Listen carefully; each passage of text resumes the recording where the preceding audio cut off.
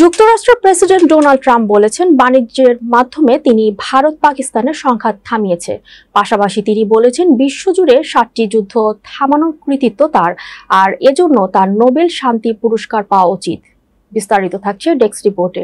তার মতে, তার থামানো 7টি যুদ্ধের প্রতিটাই জন্য আলাদা করে নোবেল পুরস্কার দেওয়া উচিত।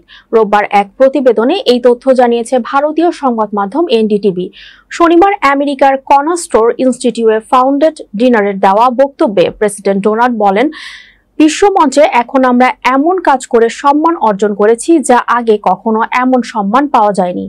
আমরা শান্তি চুক্তি করেছি, যুদ্ধ থামাচ্ছি। আমরা ভারত পাকিস্তানের যুদ্ধ থামিয়েছি, থাইল্যান্ড কলম্বিয়ার যুদ্ধ থামিয়েছি। তিনি আরো বলেন, একবার ভারত আর পাকিস্তানের সংঘাতের কথা ভেবে দেখুন। জানেন আমি কিভাবে সেটা থামালাম? বাণিজ্যের মাধ্যমে। তারা বাণিজ্য করতে চায়। দুই দেশের নেতাকেও আমি গভীরভাবে শ্রদ্ধা করি।